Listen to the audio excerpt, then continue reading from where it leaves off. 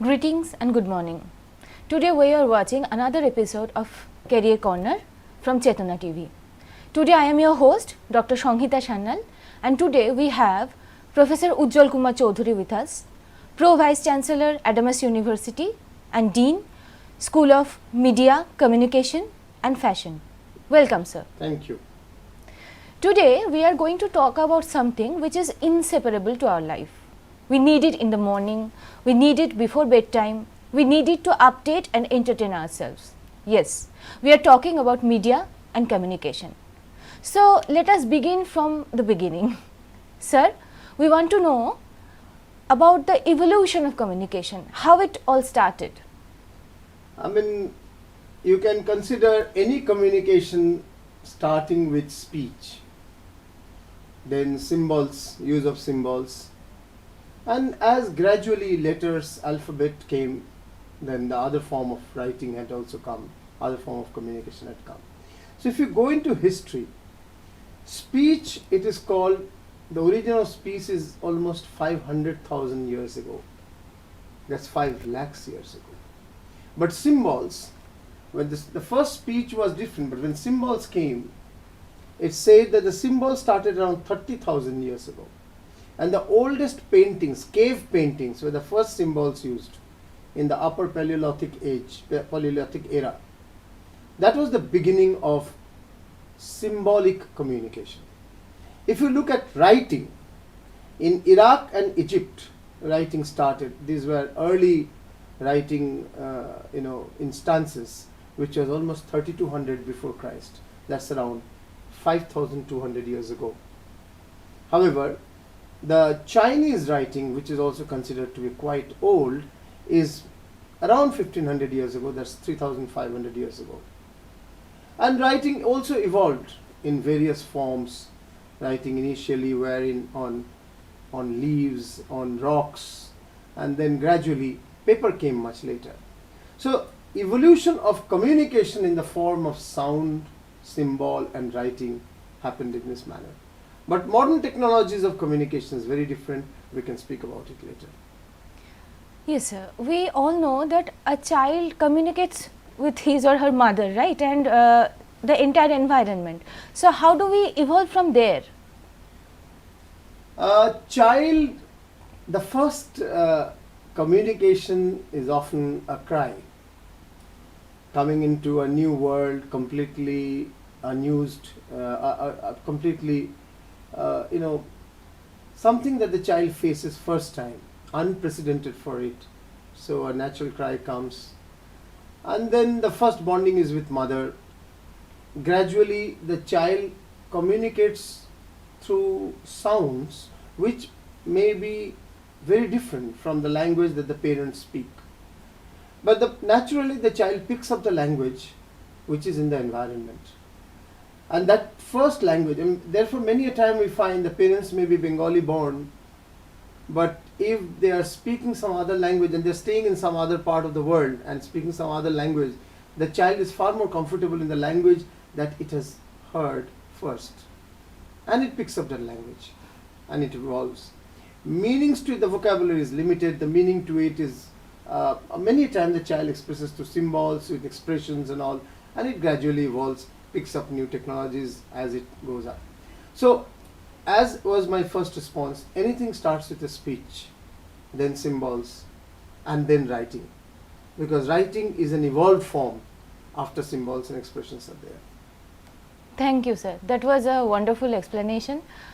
Sir, as we experience, what are the type of communications we have? Communication can be looked at from various angles. One type is from the audience point of view. Suppose I am my own audience, so I am thinking internally. Introspection, as we call it often. Yes, sir. And we must, for that matter, have a time for our introspection every day.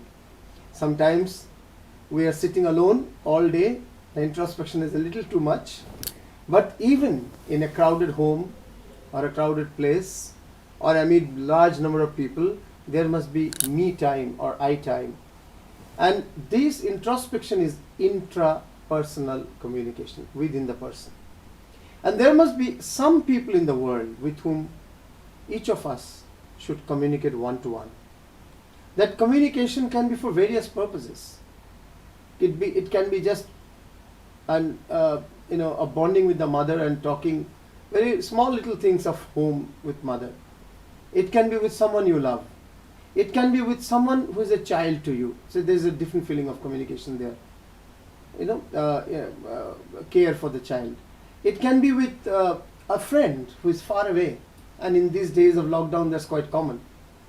So it can be, so these, when you speak with one person with a certain purpose, and the purpose could be varied, physically face to face or through an electronic medium, that's interpersonal communication, two people speaking. And then there is also the need for communicating to a group. When we have a classroom situation, when we address a conference, when we address a sort of a political party meeting, when we address a non-governmental organization meeting, when in our resident welfare association and our housing societies, we address our friends there, the friends who stay nearby, neighborhood. So these are all group communication. And that's also an art. How do you capture the attention of people in front of you? How do you focus and speak? That's group communication. And when you take the communication electronically to a large number of people, or through a newspaper, for example, in printed form, electronically through radio, television, and today internet as well, social media as well, that's mass communication. Now in today's time, with the coming in of internet, this differentiation is breaking. Many a time what I think I write in social media, intrapersonal communication merges with a large scale communication. There may be 5,000 people on my Facebook account reading that particular thing. So intrapersonal also becomes, in a way, a group communication. Interpersonal, people's issues also at times people express through and internet also provides messenger and other services which can be interpersonal as well. WhatsApp messaging and all that is again interpersonal. The same WhatsApp becomes a group communication when you bring 256 people in a group. And the same internet, the same social media can be a mass communication when you actually can address a lack of people through a certain media, a certain platform, certain social media platform like Twitter or any other platform, YouTube and any other platform, Instagram. So today in the era of internet, all these four types of communication come together and merge. There are other ways of looking at communication typology as well. For example, people speak about intercultural communication, when two cultures communicate. So the Bangladesh and West Bengal have similarity of cultures. Both speak the Bengali language, but both have cultural differences as well. So in a way it's an intercultural, and in a way it's an international, because there are two nations. Very similar culture, Odia culture, Bengali culture and Assamese culture. It's intercultural communication. If there is a program that brings in the best of all the cultures together and speak to one another. And people also can look at communication from verbal and non-verbal. You don't make a word, you just make a sound, or you make some gestures with your eyebrows and a message is given. Sometimes you use the same sound in different tunes. It could be meaning different. So verbal and non-verbal, there are different the words you use also is very significant. Let me put in a bit of humor. I had a great friend when I was a student of in Arunachal Pradesh in school, a friend from the tribal family of Arunachal Pradesh. And his mother called us for a lunch on a Sunday. Dinner was impossible in those days in the hills. It was too late, dark. So in the lunch on a Sunday we went, and the mother, who has just picked up Hindi, knew she wasn't so much conversant with Hindi. That expert. That expert, not so conversant. And she said, "Sharam bhi nahi, apna ghar samajh ke khata hai, sharam bhi nahi." Now the problem is, she wanted to say, don't be shy. This is your home. I am your mother, like your mother, have your food. And what she ended up communicating is, it's completely opposite. Complete opposite. You don't have a shame. You are eating as if it is your home. So the same words with a little bit of difference can make very different things. So verbal communication, choice of words, and the use of syntax and all that also makes a big difference. There are also communication from the point of view of organizations, organizational, institutional communication. What do you do as an institution? What do you communicate? As an organization, what do you communicate? What's the message you give? What's the image you have of United Nations of the world? UN. What's the image you have? That's their organizational communication to the outer world, and there could be organizational communication to the inner world. So inner publics and outer publics, two types of communication could be there. So these are various classifications of communication. There are many more. I won't lose time on that any further. So there are body languages as well, yes, isn't it? Non-verbal is body language. Yes, sir. Non-verbal is basically body language. Yes. Okay, so with reference to that question, how many platforms or mediums are there? See, the first platform is face-to-face communication, where you do not use anything, any medium. That's one communication. But when you write something and that is published in a magazine or a book, then it's offline communication, because you can hold the book, hold the magazine, read it. When it's published, or a copywriting or some image is published on a hoarding, out of home or hoarding, that's also offline communication. You move to writing on the internet, in social media, or on a book that is published online and all that, e-published as you call it nowadays, digitally published. So that's online medium for you.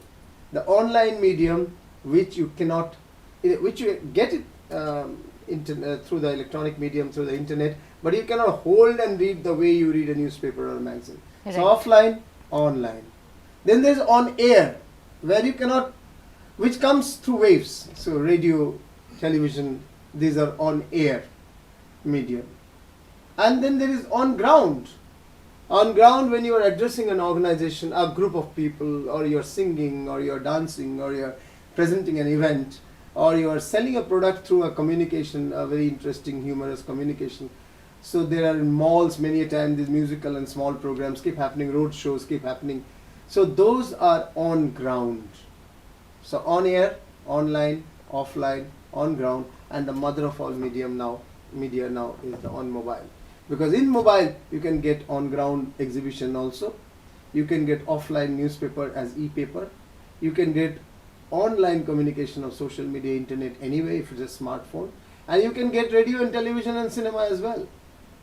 So this is becoming the convergent, the integrated, the holistic mother medium, mother platform for all communication. Sir, we often mix up between media and communication. Yes, those are different things, right? Exactly. Medium is the platform through which you talk. So today here we are talking through the platform of Chetana TV, which is a video streamed online television. And this will be also put up on YouTube, and some people would be listening to it, perhaps, I hope, on YouTube as well. So that's one medium, the internet medium.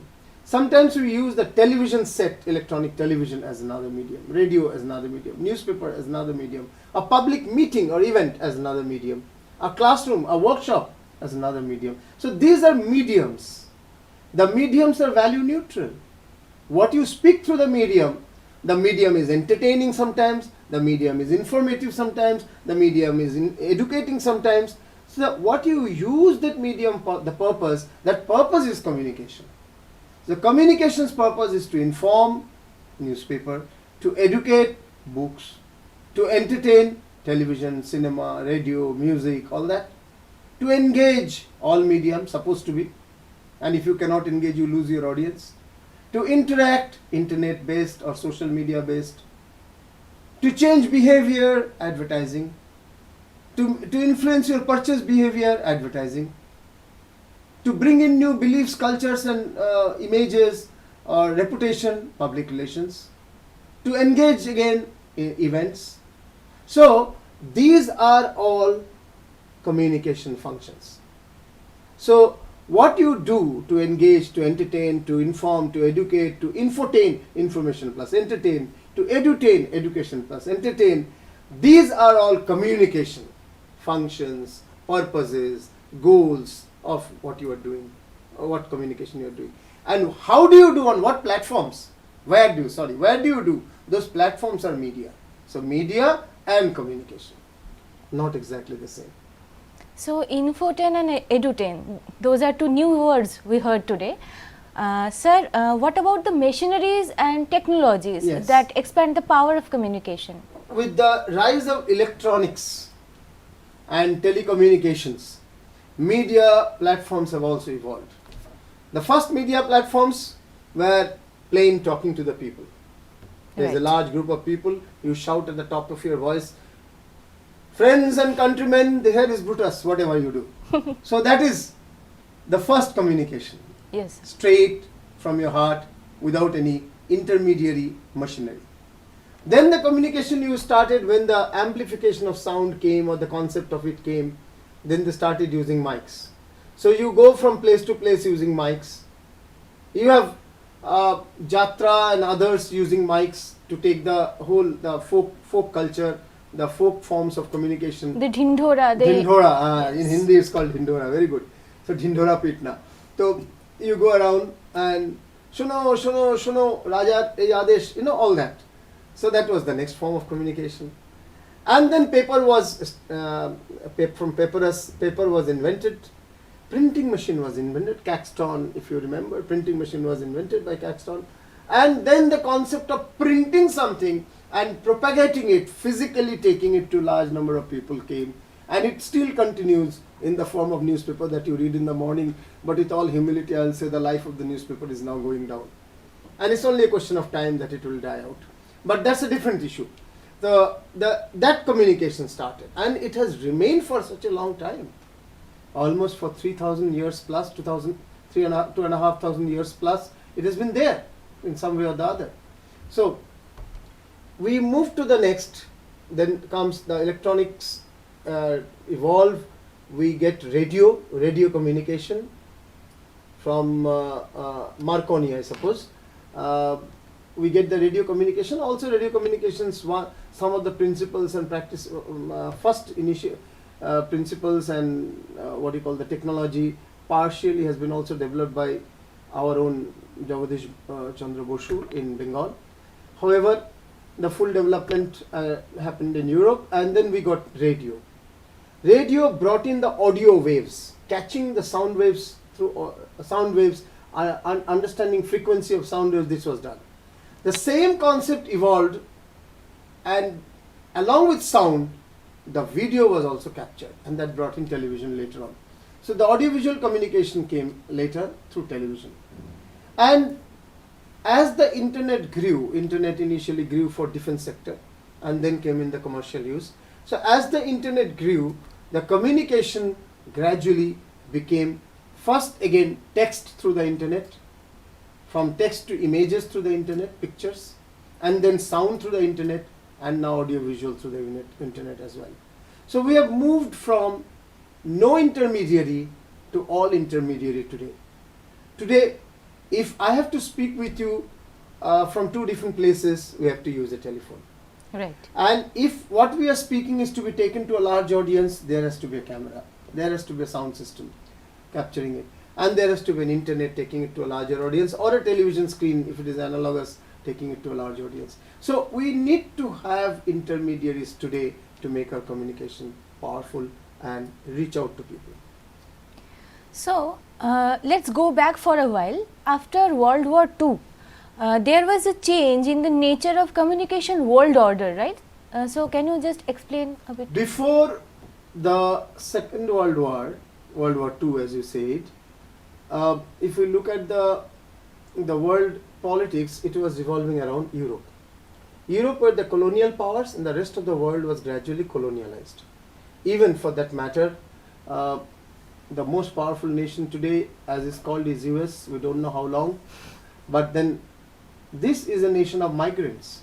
People from all over the world migrated there. In fact, initially they went as invaders, and from UK and from European other nations as well, and gradually settled there. Anyway, the point is that the whole communication was centered around Europe. So basically it was Eurocentric communication. before Second World War. And the World War also was fought because the colonial powers understood that they cannot increase or enhance their sphere of influence or sphere of control, colonial control, unless they settle scores among themselves. So there was a fight for new colonies, new markets for their products, new markets for slaves or workers. I mean, slaves of the past, and later on it became the concept of workers. Well, there were many changes, but still. And then all of these influence of their cultures, all of these needed a settlement through the battle, through war. And even militarization of the economy was also a small part of it. So German and Triple Entente, the three, Germany, Italy and Alliances. Japan, and the alliance, this side, allied powers, which was UK, US, France, these powers. So they fought. And after the fight was over, some of the European powers practically bit the dust. Germany and Italy in particular, and Japan because of the use of the nuclear power. And Germany was divided, as we know. And there was the rise. Okay, Russia was also on behalf of the Allied powers initially, but towards the end of the battle, it was very clear that it was US which gained the most, participating the least in the Second World War. It was UK which lost its colonial power status, and gradually the jewel in its crown, India and Indian subcontinent, was also freed. So it also in a way lost power. Germany lost the maximum with the entire country divided into two halves. Italy completely lost its earlier power. Glory, yes, right. Japan devastated with nuclear bombing. Russia lost at least one member of each family in the war. And finally, it was seen that it was US which came out victorious post Second World War. So gradually, the Eurocentric communication order as well, because the victorious and the most powerful nations always dictate the flow of communication. So it became US-centric communication as we went ahead. And therefore, for example, Associated Press or CNN or this became, and BBC was and continued to be another strong force, BBC, but the American sources of information, communication, news became very important and very powerful. And in the cinema world, Hollywood became the dominant force. So Hollywood brought in an American way of looking at things, American lifestyle, American values. So that was brought. I mean, many small, many groups of people may not be easily talking about their own national days and all, but they know July 4th, for example. The great American dream, as the they great say. American dream, as people say, and the land of the God, as God's own country, as people say. This whole thing started post Second World War, and communication had a big role to play there. Dollar became the centricity of economy post Second World War, Right. and particularly post the Great Depression, and the American communication became strong. There was in the 50s and 60s, a large number of countries became free, independent from colonial powers. Yes, there were small groups within their countries, small certain powerful classes which came to power, but at least they were freed from colonial powers in Africa and Asia. They came together under the umbrella of Panchashila and non-aligned movement, and they understood that this world order is highly Western and West-dominated world order, and they wanted a new information and communication world order. And that's why NAM media started, but however, could not gain ground. There's many reasons for that, not getting into that. There was also facing the American world order and American flow of information, where Europe willy-nilly became a partner to that because of the NATO and other reasons. They became a partner to that. There was another world order being attempted, and that was attempted by the communist parties, communist countries, from Soviet Union, USSR, then China, then Vietnam, then Cuba, and many others. But unfortunately, the communist world order also broke down because intra-communist camp conflicts came up. So China and USSR fell apart, Vietnam and China fell apart, Cuba had a different line of thinking than USSR, and finally in the late 70s, early 80s, even USSR disintegrated and broke into 15 or 16 republics. So no single world order could stand in front of the Western dominated world order, and we came to today also we come to believe things which are actually told by BBC, CNN, Fox News, Washington Post, New York Times. Not that they don't tell right things, that's not the point, but they have a clear-cut Western or American bias in what they say. New world order is still a chimera. So in the last 15 or 20 years, what are the the changes that made media revolutionary? Yes, internet is the biggest differentiator, and after internet, the invention or birth of Google. Google as a search engine of the highest order till today, which can give you any and every information, right, wrong, you have to verify, cross-verify, that's a different thing. But at least the plethora of information up to millions of data on any given point. So that became the revolutionary aspect of communication. Because earlier, to get a communication, the search was intense, expensive and time consuming. On all these fronts, it became easy, inexpensive and fraction of a moment, a fraction of a time, of a period of time. So this became so easy. This was revolutionary. Internet and the birth of Google as the mother search engine. There are other search engines also, and advanced search engines are there, but as a mass search engine. Then came social media. The social media created a platform, effortlessly anyone can be connected to any person around the world. It started with connecting through content, through an open platform. So mass content like Facebook and all that, Twitter, then individual one-to-one content as well through Messenger, and then came WhatsApp. And WhatsApp brought in, and even Messenger to an extent, but WhatsApp largely brought in the world of speech and video, both at no cost, only at the cost of the internet package. So this completely revolutionized media and communication. Today, you can really reach out to large number of people effortlessly, inexpensively, and in no time.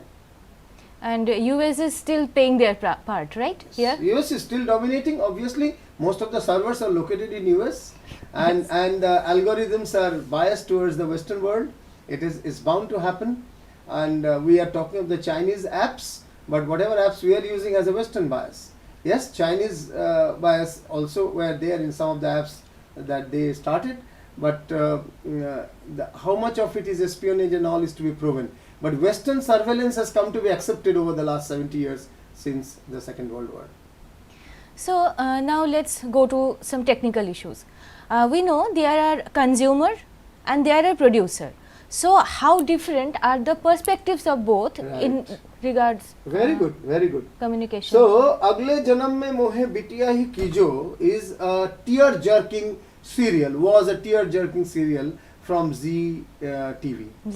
So yes. my grandmother is seeing it and weeping. My mother is seeing and weeping. I am seeing and wondering, this script was weak on this point. This here it is a goof up by the actor. Here this, I can understand to make the TRP higher, they are just extending and expanding this particular shot or this particular mood or this particular context unnecessarily. So my mother and my grandmother are looking at as a consumer, and it is for them it's made. Unfortunately, I am unable to enjoy the way they are enjoying, because weeping is also an enjoyment when you look at a piece of communication, piece of entertainment. I am unable to see it that way because I am looking at it as from a producer's perspective, from a maker's perspective. And someone who has already been making such serials will be far more critical. Someone who observes and writes and all that or makes will be far more critical. So the perspective of the consumer and the perspective of the producer is always different. And that's why many a time consumers who are not media literate in the real sense fall easy victim to false content, what you commonly call as fake news. Whereas people who are aware of media literate and ideally, if they are on the side of producing content, they would look at every content critically. So there will be two different perspectives. So when a filmmaker shows a film, the filmmaker is trying to take your eyes and your ears to a different world, and he's trying to take you to different time, the time of the film, to different space, the context in which the film is made, and to different people, the characters which are in the film. So they're taking you to there. Unconsciously a consumer gets himself imported into that world of time and space. So spatio-temporal dimensions of the filmmaker is what a consumer gets into. But the filmmaker does it standing on this moment, looking at another moment, looking at another time. So the perspective of the filmmaker will be to take you there. The perspective of the consumer will be just to go there, sometimes consciously, sometimes unconsciously, depending on how critically you are observing the film or you are just enjoying it. But consumer perspective cannot be exactly that of the producer. Sir, you just talked about fake news. So in recent times, the media is flooded with fake news and people are just buying it. So why is this happening and how should we control that? How can we identify a fake news? Very big issue, and so many organizations are working on it, on fake news. First of all, the word fake news is something I abhor. If it is really news, it cannot be fake. So it's false content, right? Yes. If it is fake, it cannot be true news. It cannot be news. News is supposed to be true by definition. But unfortunately, the word fake news, just like social distancing, has become common. Today, in Corona times, we need to be physically distant, not socially distant. Physical distancing with social solidarity, social closeness is just the opposite of social distancing. But physical distancing, yes, for health reasons. Similarly, news cannot be fake and fake cannot be news. However, the word has become popular because it has been made a lexicon and the word has been used commonly across media. So this false content comes from a concept of post-truth.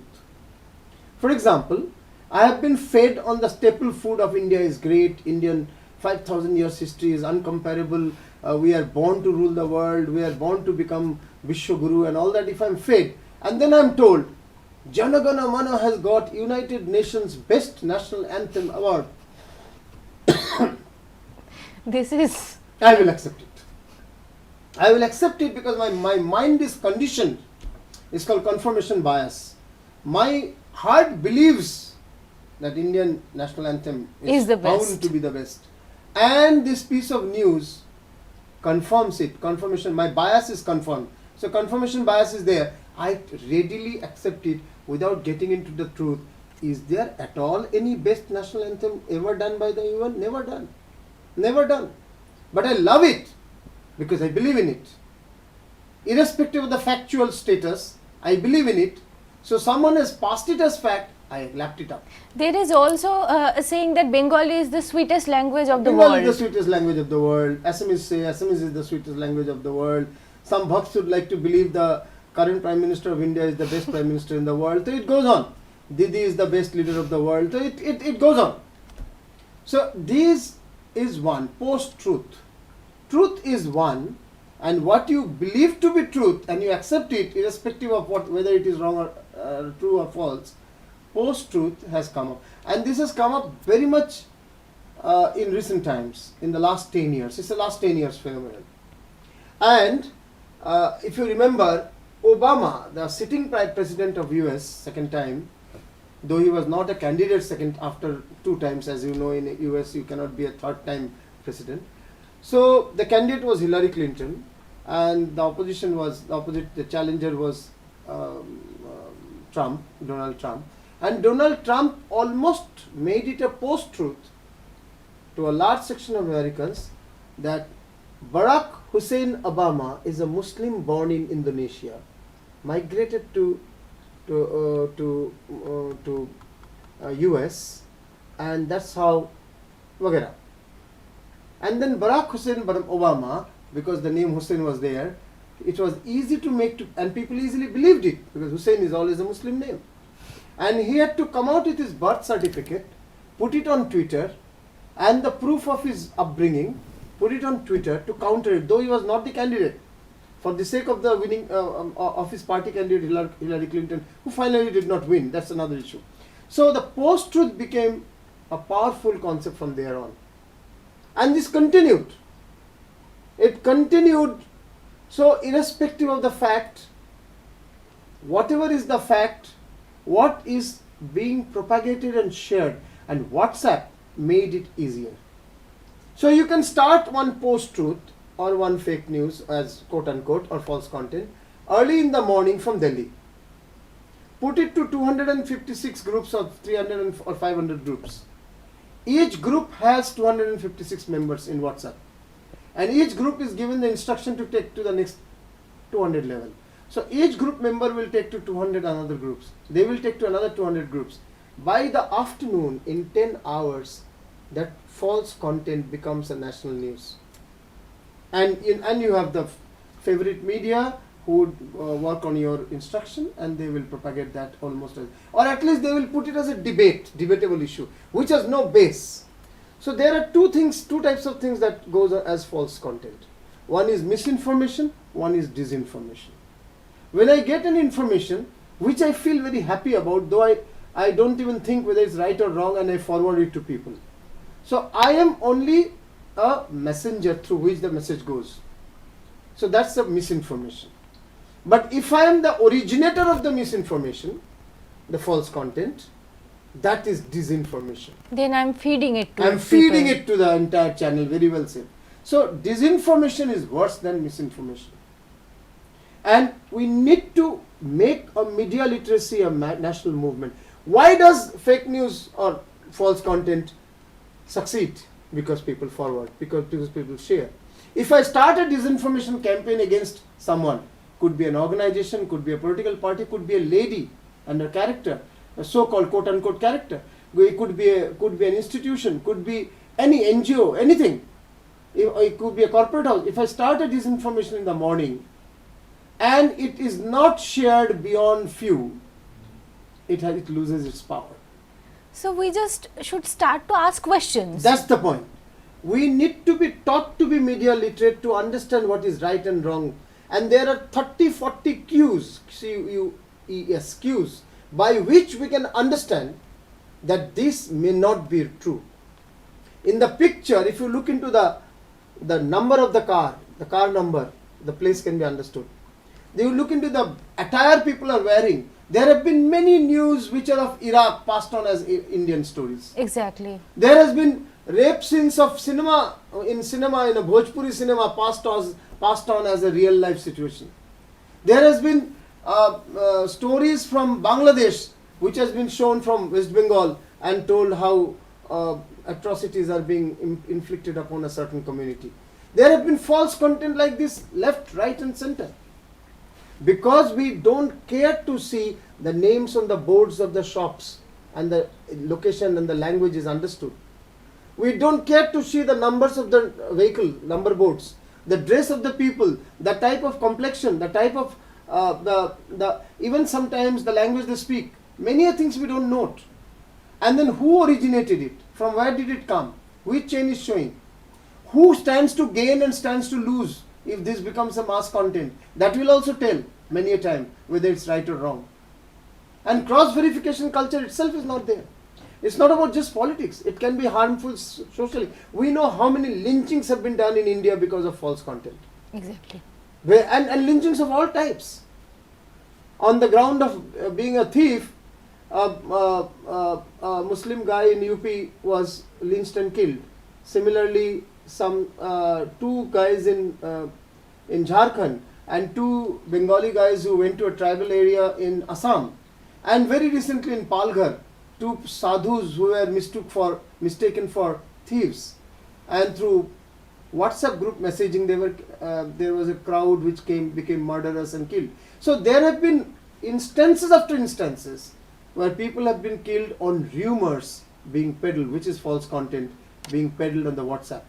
So WhatsApp is limited to 5 now, There are you can forward it to 5. Unfortunately, when good things get stopped, and many a time single good story, bad story, whatever, which has been forwarded many times, it comes as forwarded many times, so it can only go to one person as forward.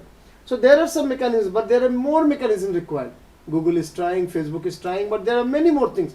And this, the most important point, educational institutions from class 9-10 onwards has to bring in media literacy as a campaign, as a workshop, where good and bad cinema, right and wrong information, busting false content, this can be taught at a higher level. Reverse imaging, how do you understand from tiny URL, can you go inside and understand, break the images into small components and go back to the history or origin of these images. There are softwares where you can put an image and the source of the image will come out. So those sort of techniques have to be learned at a higher level. But basic level, certain basic things can be taught. Questioning mind has to be brought in to stop the deluge of mis and disinformation today. So, Adamas University, School of Media, Communication and Fashion, what is the school's point of view regarding this media literacy campaign? We have brought in a compulsory course on media literacy of 40 hours at both undergraduate and postgraduate level, all the 7 courses that we have now, 5 postgraduate and 2 undergraduate courses. That's our first point. The second point is we are planning, and this pandemic has created a lot of challenges, but we plan to do it as we go ahead, hopefully from September onwards. We would like to have a media literacy workshop in 100 schools at the higher secondary level, because they are at a very vulnerable age, 16, 17, 18 years of age. They would like to do this media literacy campaign or media literacy workshops, where few things, and if we cannot do it offline, we'll start it online. That is wonderful. So this media literacy campaign should be made a national initiative. I have already requested DME College of Indraprastha University, Delhi, Sharda University, and a few other universities and colleges that we cooperate together and develop with the best practices of media literacy worldwide. We develop this whole concept of a movement of media literacy. We develop this as a movement and bring it strongly and make it a component of all our courses. We have developed a course, but we would like to develop it further in communion or in collaboration with these institutions. I must tell one point, one fact I just remembered. This media literacy concept was first introduced by, I must mention that, John Culkin. John Culkin, who lived from 1928 to 1993, around 1960, he brought this concept of media literacy. And the word media education was also initiated by him. He is known to be the earliest media educator of the world. He was from US, and he was a strong advocate of the concept that American people have to be media literate and to understand what is good and bad, right and wrong. And maybe we in India, after the last 10 years of deluge of fake content, false content, have come to a time where media literacy has to be a dominant movement in this country, one of the dominant movements in this country. So, in one hand we have this false content, and in the other hand we have controls and limitations on media. So, what are the possible constraints exactly that is blocking? At this point of time, thank you ma'am for this question. At this point of time, several controls are impeding the flow of good media. One obviously is money, economy. The money is, overall the economy is suffering. How does media earn?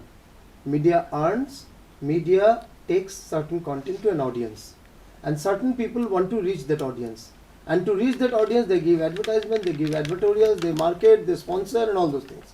So people, media organizations or media institutions earn through marketeers, advertisers, sponsors and all that. When the economy goes down, the first categories of expenses that are cut, reduced or completely abolished: training of staff, which goes for a cut. Then comes advertising and marketing budgets, because certain product budgets, certain development budgets, certain what do you call, the basic core staff salaries and maintenance of your assets and all, you cannot cut them.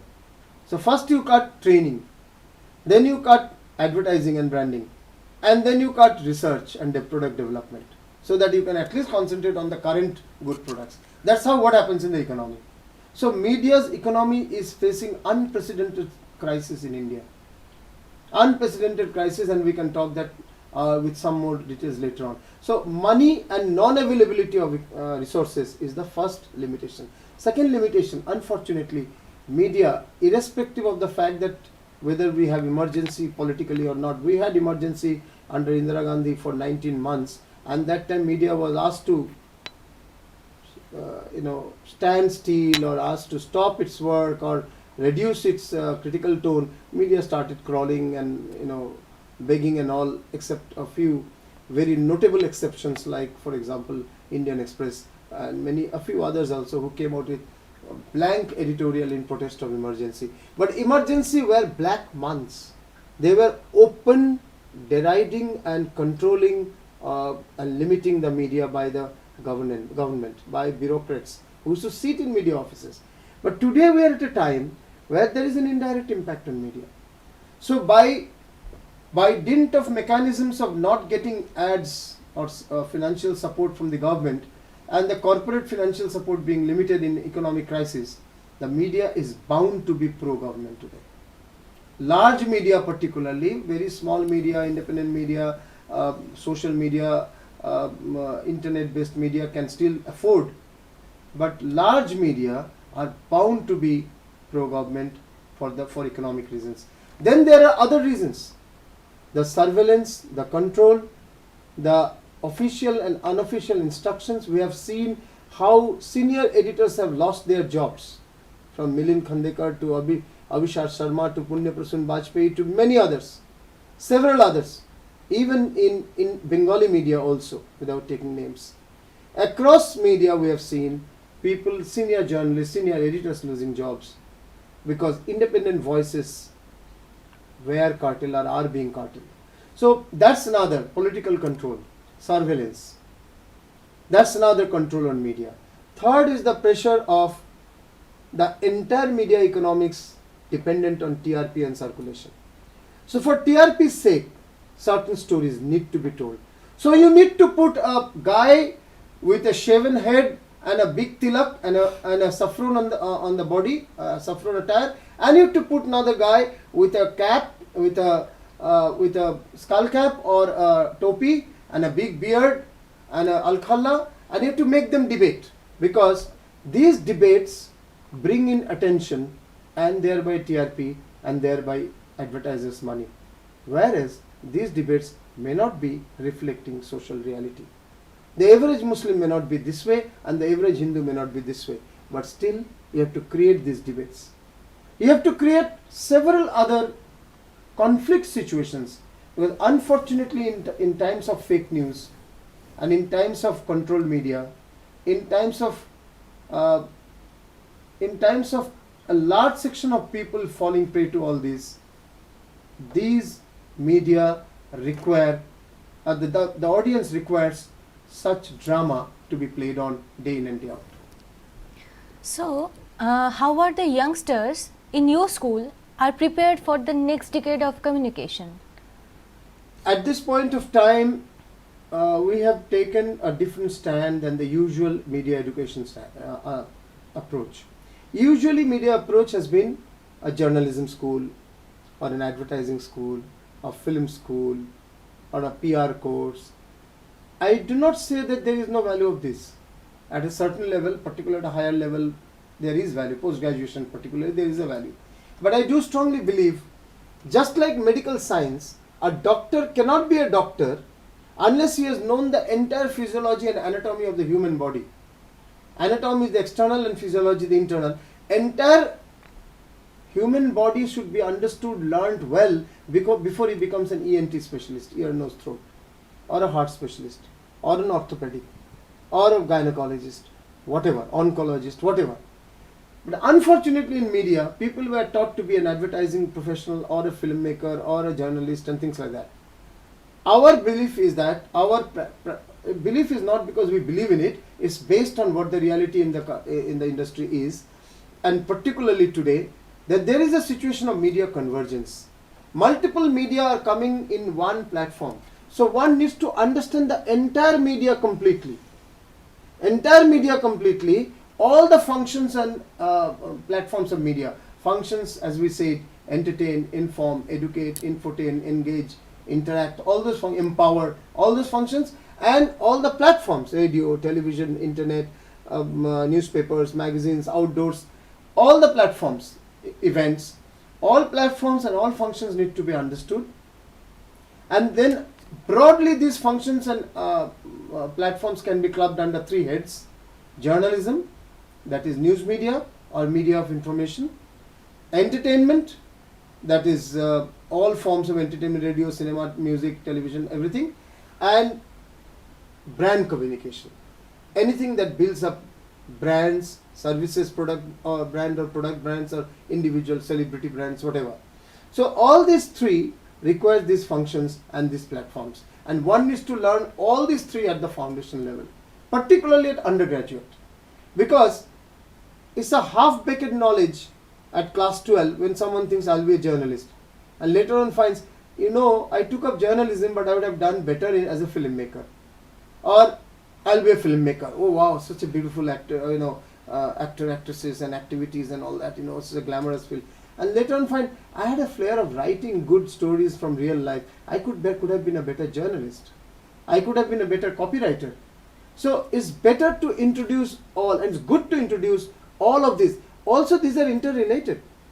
Journalists or journalism thrives because advertising is there. Advertising thrives because there is credible communication, credible platform of journalism is there. Entertainment thrives because it's communicated, is marketed well to an audience, and it's written about as well. So all these three functions are also interactive. So under such situation, education of media must be convergent or multimedia at the base, and then it should get into either journalism or brand communication or entertainment. So what we have at the undergraduate level, 2 courses: BA Media and Communication. All media from a creative side learned, and on one of these 3 some specialization in the last year. And the second one is BSc Media Technology. Some youngsters want to be in media, but they are not writer types.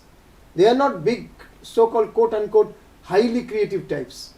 They are more into technology. They love producing things technologically, and they love being in on camera. They love being on editing, on sound. So BSc Media Technologies, which is on broadcast technologies, on augmented reality, virtual reality, and all that. So this is the second category, undergraduate. At postgraduate level, pure 5 specialization. MA in journalism. It's not about print or TV, any form of journalism. And today it's a web-based journalism. So MA in journalism. Second, MA in entertainment media, film, television, and radio. MSc in media technologies, which is the higher version of BSc Media Technologies, which goes into special effects, augmented reality, virtual reality, mixed reality, and all sorts of advanced things. And MSc in Media Technologies, MBA in Communication Management, which is about brand management, brand communication, and MBA in Events and Entertainment Management, which is focused on events and management of, or the business of cinema, radio, or any entertainment for that matter, even including live entertainment, which is event.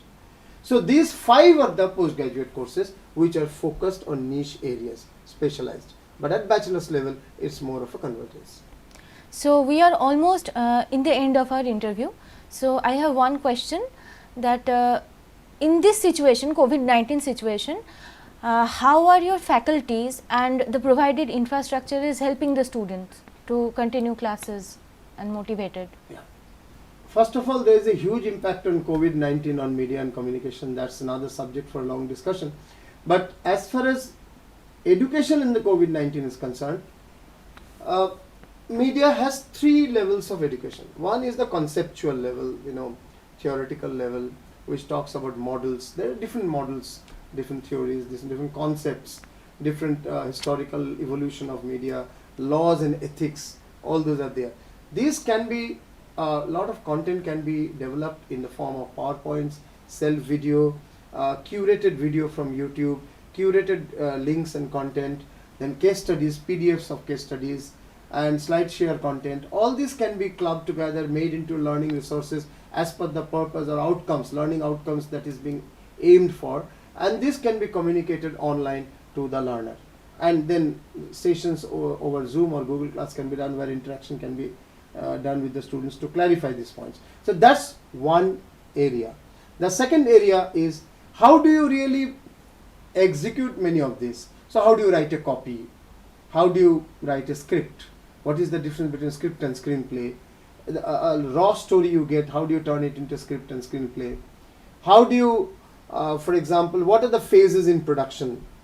Pre-production, production, post-production, within that what components and all.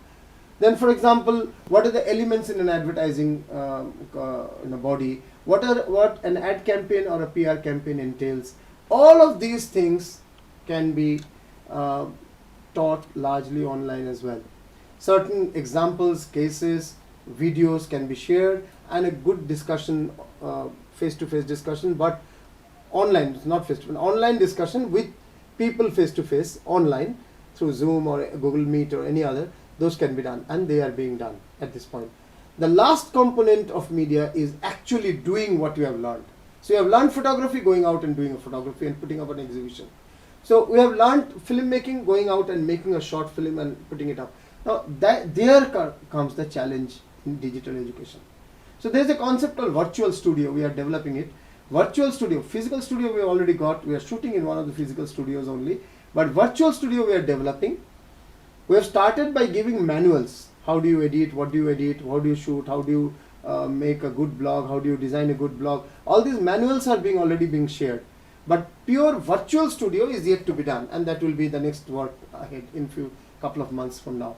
In virtual studio, you can do 60% of the practical, but the last 40%, when you actually use the machines and produce the outcome, for that you have to come to the studio. So, in my opinion, pure digital education for media, at least for those which require studio, is impossible. And therefore, it has to be a phygital or blended education. So we are doing the segment 1, the theory part, segment 2, the operations part, segment 3, the practical part, half of it, the other half needs physical meeting. And we're waiting for times when we can physically meet and take those components like making a film, making a music video, or running a radio station, analogous or digital, all these online, face-to-face, physically on campus. So that was a really wonderful session, sir, and definitely that was infotainment as far as I could get. So today we learnt about the past of communication, the present of communication, and definitely the future of communication. So that is all for today. We are hoping to come back with more such beautiful sessions. That's all now. Stay safe, stay well. Thank you.